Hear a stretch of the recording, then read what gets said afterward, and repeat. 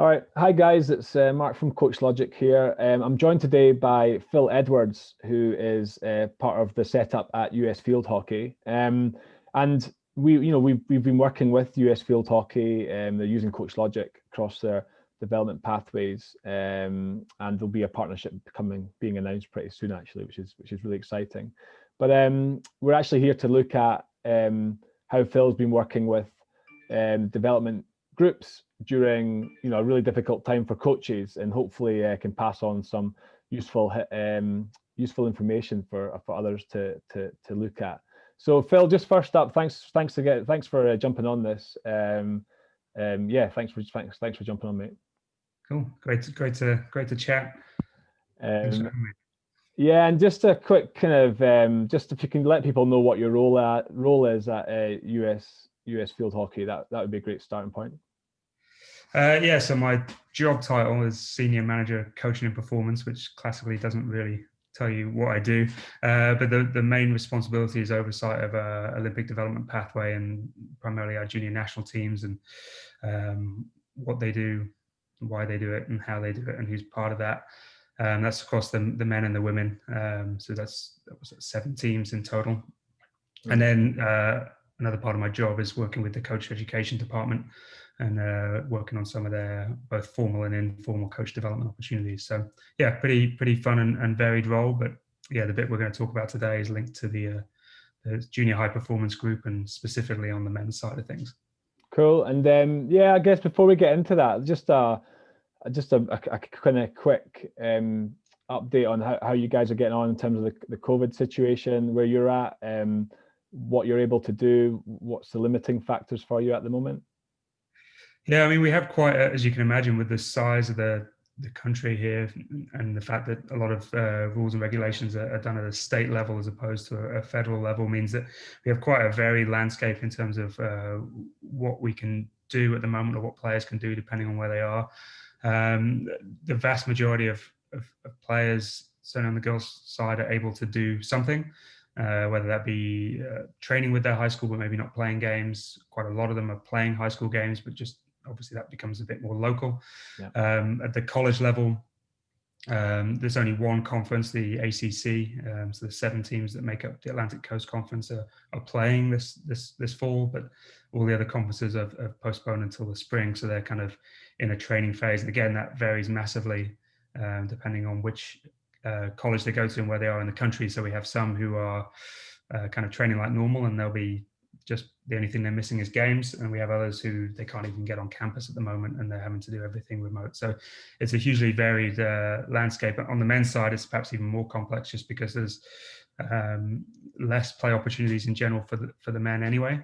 Yeah, and also quite a diverse geographical layout of where they are. So we have a hotspot in California, some on the East Coast, but then we also have a couple in the Midwest who are very much kind of isolated and by themselves and don't have access to play at the moment. So yeah, kind of depends where they are, but it's certainly not your normal fall, when this would be our primary competition season for these guys. So yeah. Yeah, totally. And I guess that brings us on to what we're all struggling with, which is engaging groups of players whilst we have those limitations on our contact time with them. And we've got this, already on screen, this remote training, and I'm sure people have already been looking at it whilst we've been talking. But it'd be cool for you to take us through the kind of stuff you put in place to keep those players engaged, because this is temporary. We are going to get back to competition at some point, and we just want to make sure we retain and engage as much of the players as we have, or maybe even add to as well as you're in this period. Yeah, I mean, I guess the first thing to say, Mark, is we've got you to thank for getting to this point. This is directly lifted and modified from the work you did with Chieftains. So some of the language is exactly the same and just copied across. So thank you for that. You take a lot of credit for kind of bringing this idea to life. But it started off at the start of COVID. We had, at that time, I was just overseeing the girls' side of the pathway, and that obviously that early on there was a lot of uncertainty about what's going to happen, and a lot of people in very different places, emotionally, mentally, physically in terms of what they wanted and were able and willing to do. So we use this, I guess, site or app called Notion to create a kind of small wiki for the girls' side, and it was basically just called the Junior High Performance Playground, and it was just a bunch of different ideas and resources, some related to specifically to hockey, some to physical development, a good chunk to kind of the mental side of things, and bits and pieces like that. And that was just really something that we just put out there and said, hey, this is here for you, engage with it as much or as little as you want. And I think we all know early on, I mean, the kind of diversity of reaction to the pandemic was massive. So it wasn't for us to push anything on people, but people needed to feel connected to the junior high performance community and part of something bigger. So that was the intent there. So we had that remote training, or the playground was in place. And then midway through the pandemic, the boys came onto my desk as well. So which was a really nice opportunity to align what we do across the men's and the women's side of things. And they're a different kind of group of players, as I hinted at earlier, just in terms of the number of them, but also just the opportunity for boys playing the sport in the US is not as there's not as many opportunities as on the women's side. So how we approach the men's stuff needed to be, we need to apply the lessons learned from working with the women, but it's always going to be slightly different. So we had that playground in place. We hadn't shared it with the men yet, and we're looking at what we needed to provide some sort of physical plan for the boys. Plus some additional education. So some of this stuff, if you go and play as a girl, if you go and play in college, you're going to get access to some of this stuff anyway, because maybe you have a sports psychologist for your college team, you have an S&C coach, a nutritionist, all these kind of things.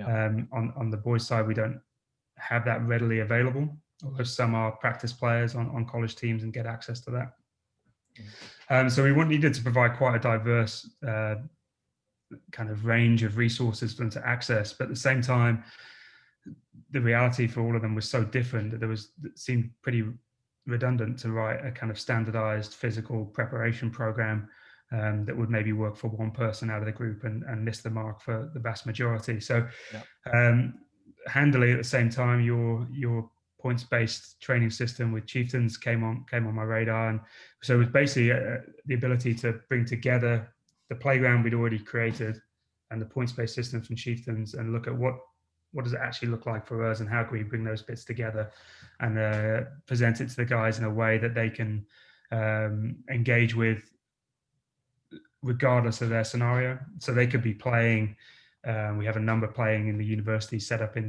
the UK. They might be playing at university there, and they're not actually doing any of their programming. That's all given to them because they've got a couple of training sessions, a couple of gym sessions, games, etc. Part of it. They can still record their points for that, and then they're still going to get a bonus additional points if they set aside time for mindfulness or setting their weekly goals and those kind of things. Those kind of, I guess, good performance type habits that we'd want to build in players. Yeah.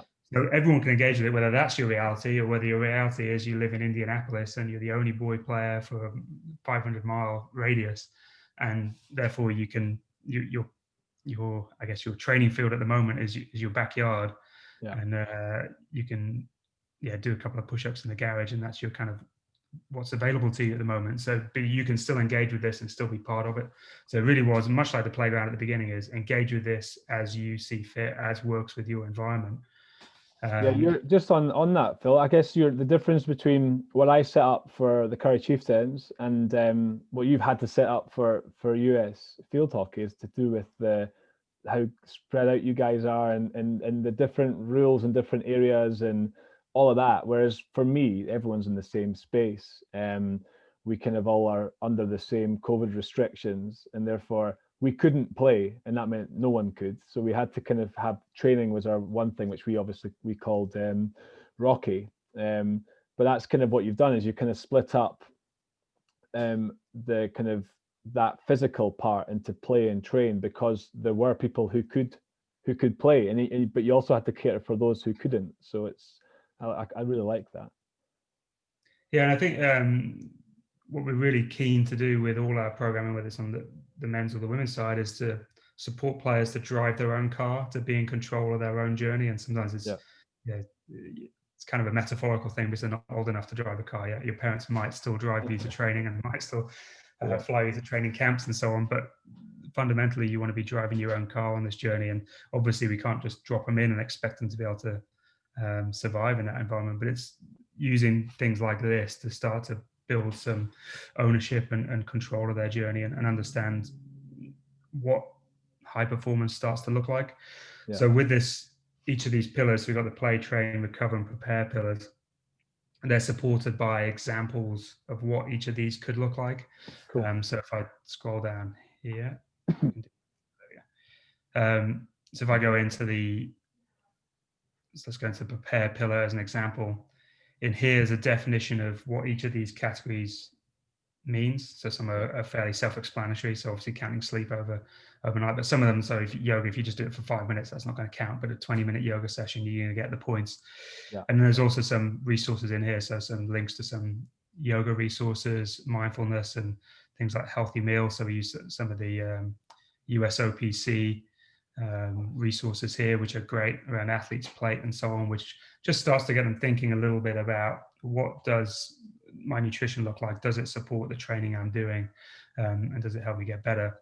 Linked to that, this has been relatively recent. Over the last couple of weeks, we added in this Junior High Performance University.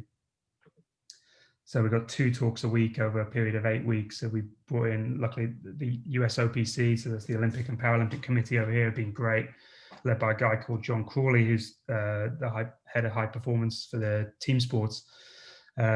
This series of classes as such within Junior High Performance University on different topics that are linked to this remote training resource. You can see here we had Dr. Peter Haberle, who's a sports psychologist with the USOPC, talking about mindfulness and attention as a currency for performance. Or Rachel Mack came in as a nutritionist at the USOPC and did making choices for performance from a nutrition perspective. So we're trying to, I guess, add in just layers and layers of additional information or education to support players to understand what each of these pillars looks like and how it might work for them. Yeah, it's cool. We've got we have did a fair bit of work on Gen Z, and that's the kind of group you're talking about here, about how they get information, and like over 80% of those guys are using YouTube as one of their main sources of information. That's more than a textbook. So they would prefer YouTube to a textbook. And I think by you providing those links and that self-help, I think I know that they will take to that. And as long as it's simple and as long as it's easy to access, I think is the other thing. They won't take too long trying to figure something out. They need to get it straight away. But it looks like this has been really well set up for that kind of, I want to do this today, bang, here's some information for me to help myself out. And that setup is really important when doing things like this. Yeah, I think it's the Paddy Upton stuff. I'm not sure whether you're familiar with his stuff, but we talk coaching in the information era, and how traditionally we would split that kind of performance circle of plan, do, review in half, and the do would be the players and the review and plan would be on the coaches. But it's trying to get the players involved with all 3 aspects of that performance circle. And it doesn't happen overnight, but hopefully with kind of baby steps of building up towards that. And I think perhaps an important thing is to highlight that ideally they're not doing this on a day-by-day basis. I'll just wake up and I feel like doing this today. But we're trying to really instill in them is where do they want to go? What does that actually look like to get there? How do they know when they get there? And then what do they need to do? What do they need to be doing now, a month down the line, 6 months down the line, to achieve what they want to achieve? So they all have as many kind of, well, many teams do. They all have a PDP, so personal development plan. They've been through a kind of journey to create that early on in this kind of lockdown. And then there's also, as part of this resource, a kind of weekly planner, which they can download off the site here and just look to kind of sit down, say on a Sunday evening, and just plan their week out going forward. So there's an element of starting to take control of what your week looks like, as opposed to kind of reacting to the mood on a given day. That's really important just now. And I know this from when I was at Loughborough Uni, and I got injured in my first year, and I was out for five months. and I didn't have any structure at that point, so everything kind of fell apart. It wasn't because I wasn't playing rugby. It wasn't like I had so much more time now to do more studying. It's like I didn't have any structure with my rugby, on a daily basis, that everything else just didn't fit into place. And I think at the moment, and I found this personally as well with my week, if I don't stick stuff in the calendar, because I'm not traveling anywhere, and because I'm not like doing traditional stuff that I would do pre-COVID, I really need to focus hard on making sure my week has some kind of structure to it, or else it's very easy not to get stuff done and to be a bit floaty. And I think that's, speaking to my players, they're very much in the same boat. A lot of them aren't working at the moment. They're not able to go to university because it's online, and it's like trying to apply some kind of structure to what they're doing is very beneficial, I think. Yeah, I mean, classically we'd see that here. So I'm coached in a college environment here. You see the primary competition season is the fall, and there you've got 20 hours of countable athletic activities each week that is mandated. Or you might not hit your 20 hours, but you've got a structure, and you're playing 2 games a week, and you're training every day, and you're lifting a couple of times. Typically we would always, or not always, but you would typically see the group and the players do better academically in that fall period than they might do in the spring semester, where there's a little less hockey, a little less structure, and a little bit more, I guess, openness to what that calendar could look like. Of course, that changes massively from individual to individual, but as a general rule, a little bit of structure can go a long way in that regard. So yeah, totally, yeah. All right, thanks for that, Phil. That's class. I'm just wondering, like, this can't go on forever, and you'll have some important tournaments and things coming up that you'll need to prepare for. So, what are the next steps? How do you kind of come out of this lockdown, and how do you get players transitioning, I guess, back into hopefully normal and not new normal? I'm not sure about that phrase. Yeah. I mean, I guess the first thing is that what this has provided us with is just a great opportunity to start to cultivate some habits, and to start to look at or build in some stuff with our communication hub. So we use CoachLogic, obviously, as our central hub for everything on the men's side. The women's side will be transitioning over in the next month to get on that. But on the men's side, they're already on there and set up. So you can see as an example, we're using it as communication space. So everything about the remote training is communicated through CoachLogic, as well with the Junior High Performance University, and all those kind of things is in there. But also, as you'll see in the prepare pillar here, there's a couple of things that directly pertain to using the features that CoachLogic has. So in here, so create a USA Way clip. So the USA Way is a model of development. It's a united approach to changing the game. So we have certain principles of play we want to look at and instill throughout our pathway teams. So if they create some clips, and then we have some playlists set up, and they can start to throw in some 6-second regain clips. If they find good examples, throw them into the playlist, and we'll start to build that up over time and have this kind of player created resource of what good looks like for each of those principles of play. Obviously, things like sending the clip to their team, so that if they're in the under 16 group, saying, "Hey guys, saw this, what do you think?" Those kind of type things. So looking ahead to the future, hopefully this is giving us the opportunity to kind of embed some of those things before we get back to normal life as such. But like you say, this in terms of specifically preparing the players to perform in a tournament environment, this is not going to meet the mark for that. This is very much general preparation at a time where we don't really know when the end is, when we're going to come out of this for most of them. Yeah, so I was just going to say, it's like you're building good habits, like you said before, and then you're able to take those new learned habits and hopefully extend that into being useful when you are together, when you are reflecting on performances, after playing in a tournament, or to help you with the next game as part of that tournament, and keep progressing. Yeah, absolutely. And we'll use this. We think, touch wood, we're due to have a camp in a month's time for the boys and all teams camp. So representatives from all 3 of the boys teams will be there.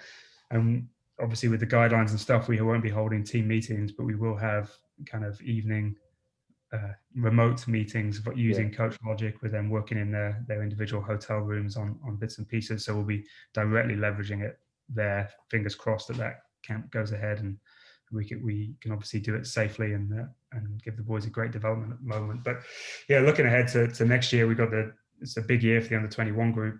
So they've got the Junior Pan Am Cup is scheduled for April, which is a qualification tournament for the Junior World Cup, which is scheduled for the end of the year next year.